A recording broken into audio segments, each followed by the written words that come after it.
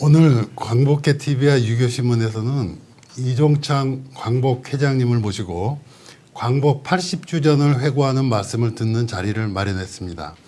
저는 유교신문 발행인 이상호라고 합니다. 뵙게 돼서 영광입니다. 국민들, 안녕하십니까? 국민들 입장에서 보면 광복회는 올 한 해 광복회가 성립된 이후 처음으로 뜻깊은 행사를 많이 했던 것 같습니다. 8.15 광복절날 광복 대행진도 그렇고 순국 선언의 날 기념식을 육군사관학교에서 개최해서 이전 정부가 훼손한 정체성을 바로 세운 것도 그렇습니다. 뿐만 아니라 임시정부 요인 환국 행사를 김포공항에서 직접 개회함으로써 당시 제대로 환영받지 못한 요인들을 기리며 그 후손들을 지금 정부가 따뜻하게 맞이하는 행사도 가졌습니다. 오늘 그 현장의 주인공이신 광복 회장님을 모셨습니다. 회장님 반갑습니다. 반갑습니다. 예. 그간에 행사했던 약간의 소회를 말씀해 주신다면은. 저는 이제 광복회장 된 지가 이제 근 3년이 돼 갔는데요. 제일 안타까운 것이 뭐냐면 독립운동을 했었을 때의 그 정열이라든가 그 역사라든가 이런 것이 전부 이렇게 퇴조해가는 것 같은 기분이 들고 기억에서 사라져가는 같은 생각이 들어서 그것을 다시 일으켜주는 것이 제가 할 일이다 이렇게 생각이 돼서 사실 80주년에 주로 과거에 남겨졌던 숙제들을 조금씩 재현하는 이것이 광복의 의미가 아닌가 이렇게 생각이 돼서 그 부분에 대해서 조금 주력을 하고 있었습니다. 그러니까 예를 들면 행진을 한다든가 또 임시정부 요인이 오실 때 환영을 한다든가 이런 모든 일들이 과거의 것을 조금 더 재생해서 국민들에게 다시 한번 알려드리는 것이 본분이 아닌가 이렇게 생각이 돼서 그 부분에 많이 신경을 썼습니다.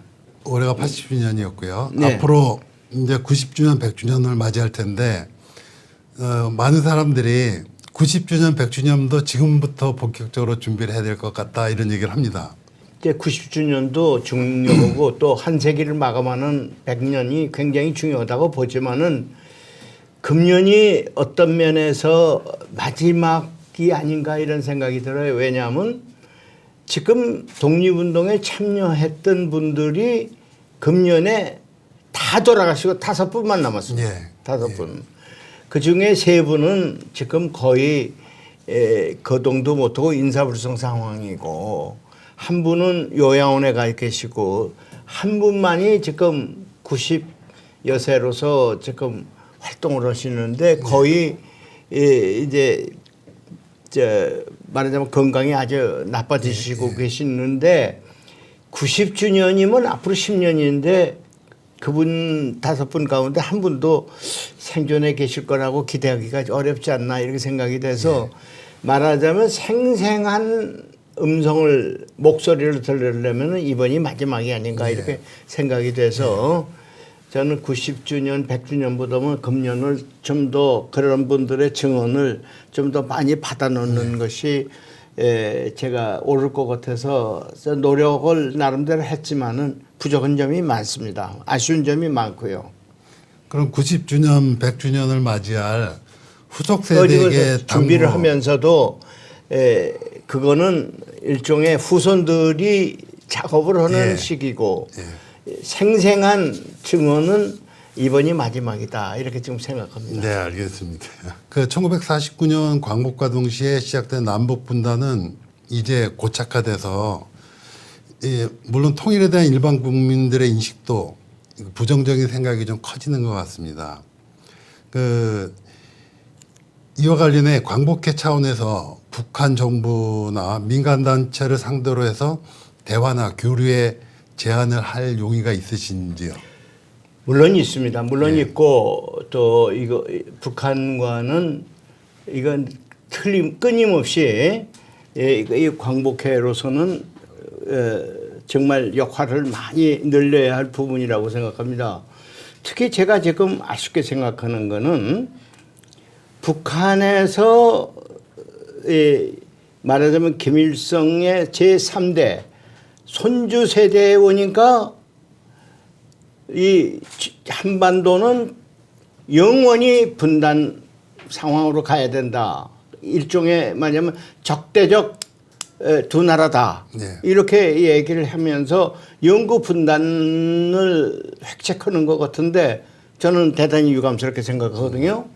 근데 이런 얘기를 우리 남쪽에서도 흉내를 내는지 통일을 갈망하는 분들은 장관부터 시작해서 그게 당연하다. 무슨 두 나라다가 있는 거다. 이렇게 얘기하는 거는 저는 반대합니다. 우리는 원코리아입니다. 어떤 경우에도 원코리아입니다. 예, 그래서 저는 과거에 닉슨이 중국을 방문했었을 때 주울레가 한 얘기가 있어요. 대만 문제 얘기를 하니까 대만은 작고 대륙은 크지 않습니까? 그런데도 불구하고 중국은 통일을 갈망합니다. 그 얘기는 대만을 중국에다가 귀속시킨다는 얘기죠. 중국은 통일을 갈망합니다. 금세기가 못하면 내세기라도 하고 우리 시대에 못하면 다음 세대라도 반드시 이룩합니다. 이런 얘기를 하는 걸 듣고 저는 그게 기억에 생생한데 지금 한반도에서 대등한 분단이 됐는데 이게 정말 통일이 절실한데 이걸 적대적 두 국가로 그냥 분류해버리면은 영원히 분단이 되는 건데 체코하고 슬로바키아가 두 나라가 된 거고 우리나라가 틀립니다. 그건 민족 자체가 다르고 우리는 한민족이에요. 그렇기 때문에 저는 아무리 북한에서 적대적 두 국가론을 얘기를 하지만은 이거는 아니다고 부정하는 것이 더 통일로 가는 첩경이 아닌가 이렇게 생각이 돼서 통일부 장관이 생각을 좀 바꾸기를 희망합니다. 예. 예. 이 전문적인 형태는 어렵겠지만 그러니까 남북한에서 공통으로 추소를 받고 인정받은 그런 항일 독립 운동가들을 예를 들어서 판문점 지역이나 뭐 비무장지대 혹시 그 조성한다든지 그런 것들을 광복회가 나서서 충분히 진행해봐도 좋을 것 같은데 회장님 생각은 어떠신지요? 저 사실은 전 그 원론적으로는 찬성이고요. 예, 저는 과거에 우리나라에서 공산주의 운동을 했거나 사회주의 운동을 했더라도 그것이 광복 이전에 한 것에 대해서는 공로로 인정을 해서 포상을 한 것에 대해서는 저는 대단히 잘한 일이라고 생각합니다. 그 당시에는 그 사상과 이념이라는 것이 그렇게 뚜렷하지 않아서 어디까지나 독립 그 자체가 중요했기 때문에 그것을 강조해서 포상을 한 것은 잘했다고 생각하고요. 다만 그 해방 이후에 이 분단된 국가를 서로 만든 이것에 대해서는 이게 어떤 그 가치의 차이가 있기 때문에 이것을 포상하지 않는 것도 저는 이해할 수 있는 일이다 이렇게 생각이 되거든요. 그렇기 때문에 저는 북한에서 그 혁명 열사 이런 따로 모시잖아요. 거기에서도 과거에 독립운동을 했을 당시에 있었을 때의 공적을 해서 그 말하자면 영웅으로 모시는 데 대해서는 저는 찬동합니다. 그 어떤 나중에 통일 시대에 가더라도 그런 부분에 대해서 서로 인정해 주는 것이 어떤 공통된 생각을 가졌으면 좋겠다는 생각이고 이 해방 이후라도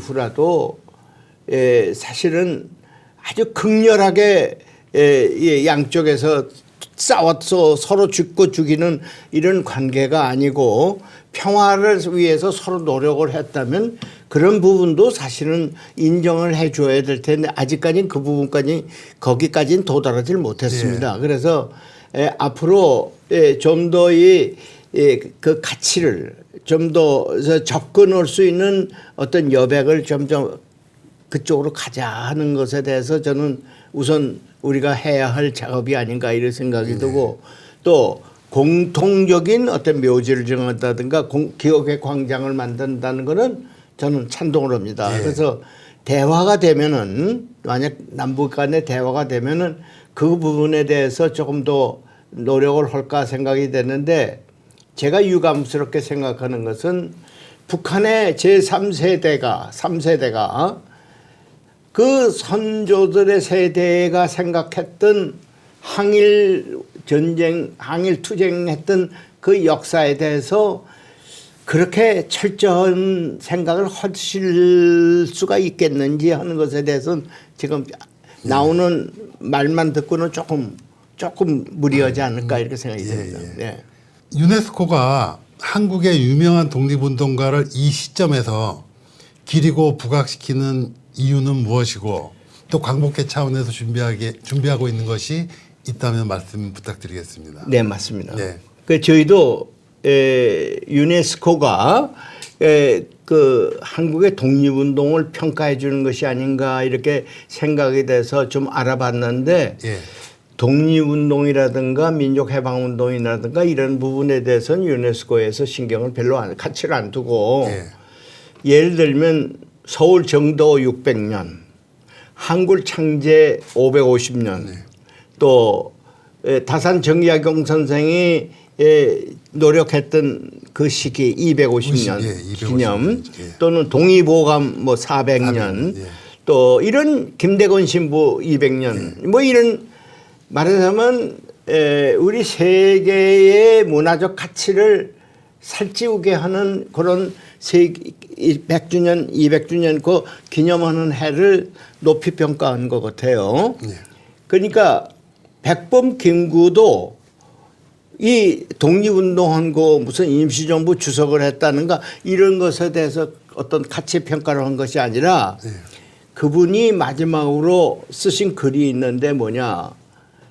나의 소원이라는 글입니다. 그러니까 거기에 뭐라고 언급이 됐냐면은 나는 우리나라가 부강하고 남의 나라를 지배할 수 있는 그런 나라로 가는 것을 내가 원하지 않는다. 나는 문화적으로 우리나라가 아주 문화적으로 융성해서 다른 나라부터 문화적으로 존경받는 그런 나라로가 됐으면 좋겠다는 그 소원을 말씀하시는 부분이 있는데 굉장히 그것은 누가 읽더라도 세계인의 누가 읽더라도 공통된 생각이다 이렇게 느낄 수 있는 부분이라고 생각합니다. 네. 그래서 아마 이것을 문화의 유산처럼 이렇게 높이 평가하는 유네스코에서 이게 백범 김구의 해로 지정하지 않았나 이렇게 생각이 됩니다. 네. 그런데 한 가지 그 백범 선생께서 나는 문화적으로 남에게 존경받는 나라로 가고 싶다는 말씀은 하셨지만은 구체적으로 이 문화가 뭐다, 어떤 문화를 얘기하는 거냐 하는 부분은 말씀을 못 하셨었거든요. 예.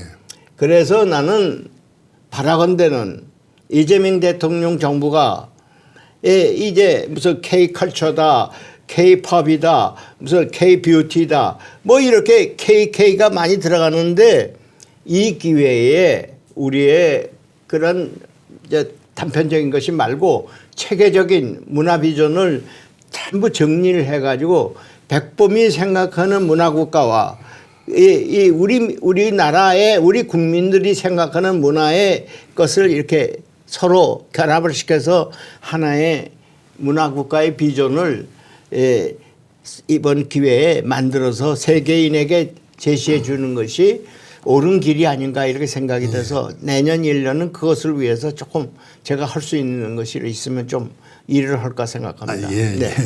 그 우리 사회에서 일부 사회 지도층들의 그 친일 혹은 일본 편향 심지어는 일본 우선주의 모습이 종종 나타나서 국민들에게 큰 충격을 주고 있습니다. 특히 뭐 예를 들어서 매년 이랑 생일 파티에 참석하는 사람들 때문에 논란이 되고 부끄러워하고 이렇게 되는데 이런 현상이 일어나는 이유는 무엇이라고 생각하시면서 앞으로 이게 전망을 어떻게 보고 계시는지. 그러니까 저는 정리를 이런 방향으로 해야 되는 거 아닌가 생각이 돼요. 1번이라고 해서 무조건 싫다 이거보다도 우리는 이 2차 대전 1945년 8월 15일을 기해서 광복을 기해서 광복절을 기해서 그 이전의 일본, 제국주의 일본, 군국주의 일본, 남의 나라를 침범하는 일본, 남의 나라를 식민화하려는 일본을 배척하고 전후 일본은 민주주의로 가겠다는 일본이요, 평화 헌법을 존중하겠다는 일본이니까 이걸 구분해야 된단 말이죠. 그리고 일본 사람들 자신이 지금 이것을 구분하고 있거든요. 그런데 일부에 일본도 지금 전부 우경화되고 있어서 다시 전전 일본으로 돌아가려고 하는 그런 망상을 하는 사람들이 좀 있는 것 같아요. 그래서 저는 이거는 이 세계인이 이것을 경고를 해야 된다고 생각합니다. 그래서 전전 일본과 전후 일본을 구분하자. 그래서 저는 우리 항일 투쟁하는 것을 단순히 나라를 찾는 것만 중요한 것은 아니었다. 저는 김인현 독립선언도 읽어보고 2.28 독립선언이 대한 독립선언이 다 읽어봐도 거기에는 엄청난 우리 나름대로의 어떤 가치가 있었거든요. 그래서 우리는 그 가치를 쫓기 위해서 임시정부를 수립하고 민주공화국으로 가려고 발버둥이를 친 것이다 이거죠. 근데 일본은 다이쇼 데모크라시 이후에는 민주주의가 그냥 사라져 버렸어요. 군국주의입니다. 완전히 식민주의고 군국주의입니다. 그렇기 때문에 저는 우리가 대일 항쟁을 한 것은 비단 나라를 찾는 것뿐만 아니라 민주적 가치를 우리가 찾아내서 일본을 제압하는 것이 또 하나의 독립운동의 가치였다 이렇게라고 생각하거든요. 그렇기 때문에 우리는 일본 군국주의를 상대해서 싸워서 말하자면 이긴 것이나 다름없다. 우리는 반파시즘 투쟁을 했다.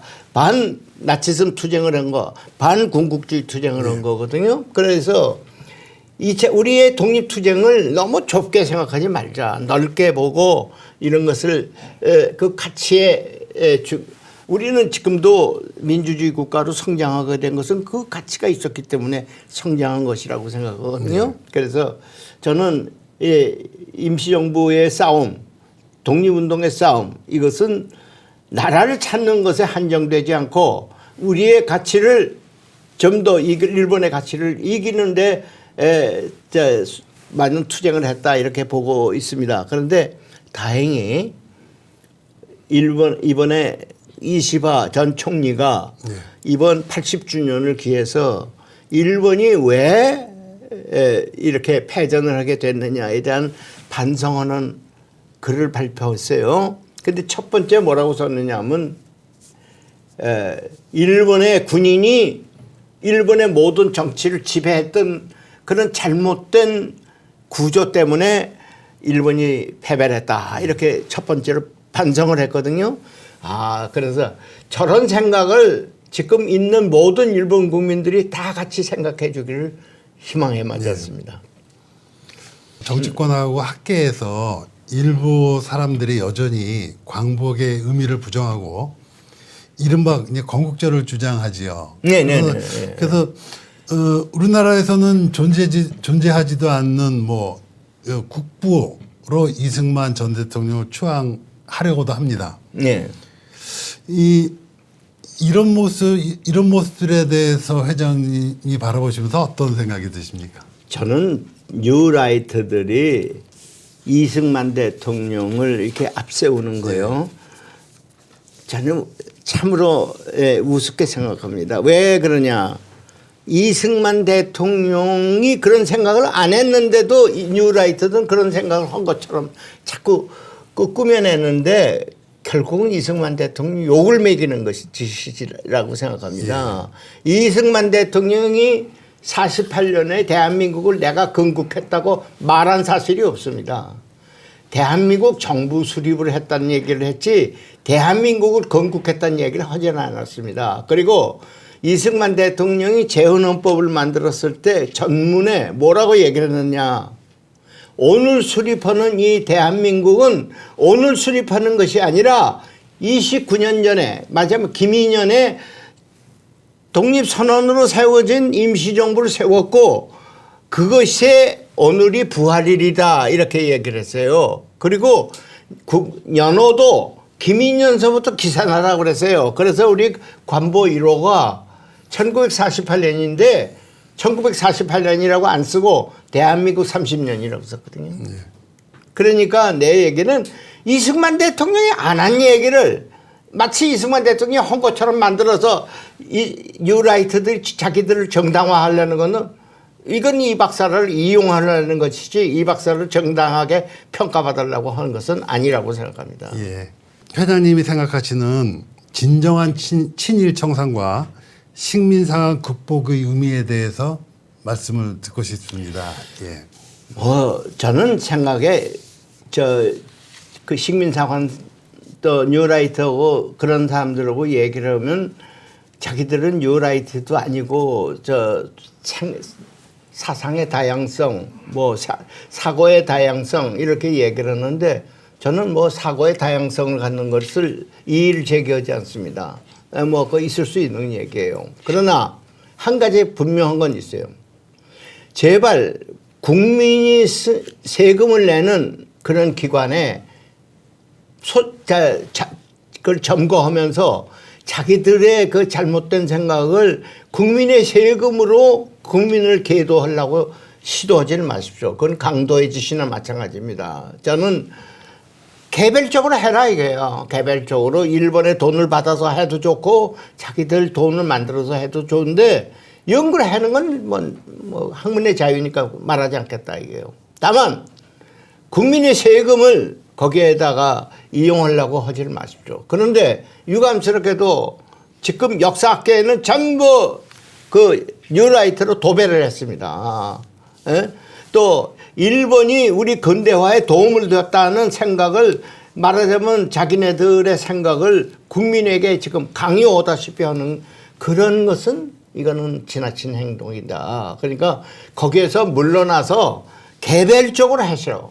개별적으로 하는 것은 학문의 자유이기 때문에 저는 말리지 않겠습니다. 그러나 절대로 국가에서 하는 기관에 들어가서 국민의 세금으로 이런 문제를 다루지는 말아달라. 이것을 거기서부터 물러나 주길 바란다. 그리고 거기에는 어떠한 경향성도 저는 있는 것이 아니라 국민이 원하는 사람이 들어가서 원하는 역사를 정리를 해야지 그렇게 편향된 역사를 국민의 세금으로 하는 것은 저는 반대합니다. 그 회장님은 그 초대 이승만 대통령서부터 그 현재 이재명 대통령까지 대한민국의 모든 대통령을 겪어온 흔치 않은 경험을 갖고 계시다고 얘기를 하죠. 네. 그 중에서 이제 가장 인상이 깊었던 대통령이라고 하면은 어느 분을 꼽을 수 있는지.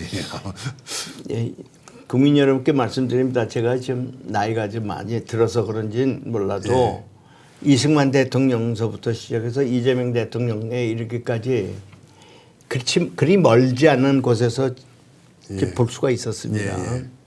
그래서 여러 대통령들의 어떤 면에서 그분의 인상이라든가 이런 것을 다 제가 좀 몸소 느꼈는데 그 중에 이제 교훈을 쭉 얘기를 하자면은 전부 일당일당 있죠. 전부 잘하는 면도 있고 잘못된 면도 있는데 제가 모셨던 김대중 대통령이 그래도 그 잘한 점과 잘못된 점을 비교했을 때 잘한 점이 좀 많지 않았나 이렇게 지금 느껴지고요.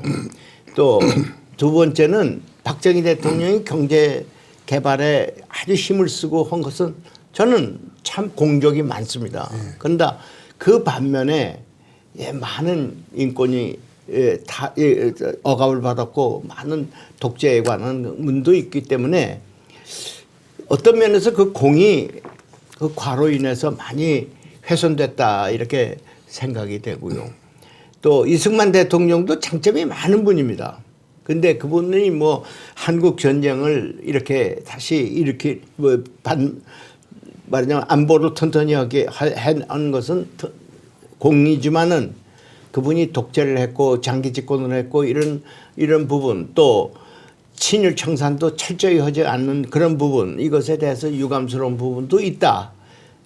그래서 그 공이 과로 인해서 많이 훼손됐다는 것을 저는 이 자리에서 분명하게 말씀드립니다. 그렇기 때문에 공과 과를 다 합쳤을 때 그래도 남은 유산이 많은 것은 어떤 분이었었느냐 하면 이제 김대중 대통령이 유산이 많이 남기지 않았나 이렇게 보고, 지금도 저는 김대중 정치학교에 가서 강의하는 이유는 그분의 그 남겨진 유산을 제가 조금 알고 있기 때문에 제가 그것을 후배들에게 알려주기 위해서 지금 강의를 하고 있습니다. 예.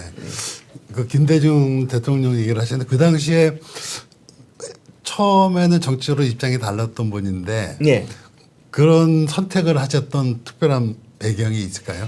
예, 맞죠. 있습니다. 그분은 처음에는 저는 이 민정당을 하면서도 김대중 대통령이 일종의 라이벌, 말하자면 적 상대당이다 이렇게 생각은 했어도 그분의 생각에 옳은 면도 있고 틀린 면도 있었어요. 비근한 예로 있습니다. 그분이 대중경제론을 썼습니다. 근데 대중경제론을 읽어보면 굉장히 사회주의적이에요. 사회주의적이에요. 그 원래 박현채라는 분이 써주신 원고를 그대로 쓴 것이기 때문에 그렇습니다. 그런데 대통령 선거에 저도 이제 참여하면서 제일 먼저 대두된 것이, 저는 김대중 대통령께 대중경제론으로는 저희들이 지지할 수가 없습니다. 예, 그랬어요. 왜 그러냐? 그 사회주의 경제입니다. 사회주의 경제는 실패합니다. 시장 경제를 해야 됩니다. 그래 그 얘기를 했어요. 그 양반이 그 자리에서 수정을 하시더라고요. 저는 그런 점을 높이 평가하는 거예요. 그 자리에서 수정을 하시더라고요. 그래서 대중경제론이 대중참여경제론으로 바뀌어졌습니다. 대중참여경제론으로 바뀌어졌기 때문에 IMF를 극복할 수가 있었습니다. 말하자면은 대중경제론으로는 제가 생각하는데 IMF를 뭐 정부가 있다고 그래서 IMF가 그 사태를 수습할 수는 없는 겁니다. 참여경제론을 해서 대중들이 다 참여를 해서 같이 노력을 한 결과 금모으기 운동도 나오고 시장경제론이 나와서 이것을 극복했지, 대중경제론으로는 극복할 수 없었습니다. 그래서 저는 당신이 생각했던 길이라도 이 역사와 현실과 여러 가지 볼 때 딱 수정할 수 있었던 그 융통성, 실용주의, 이것이 대통령으로서는 본받을 점이다 이렇게 생각합니다. 저는 어느 대통령이나 그렇게 자기 것만 고집을 하는 것이 아니라 역사와 현실을 잘 읽고 노선을 수정할 수 있는 그런 대통령이 우리에겐 필요하지, 어떤 이념의 노예가 돼가지고 그 이념을 성취하려고 그냥 강조하는 것은 자칫 잘못하면은 김일성주의도 될 수 있어 모택동주의도 될 수가 있는 겁니다. 그래서 그거는 위험 없는 겁니다.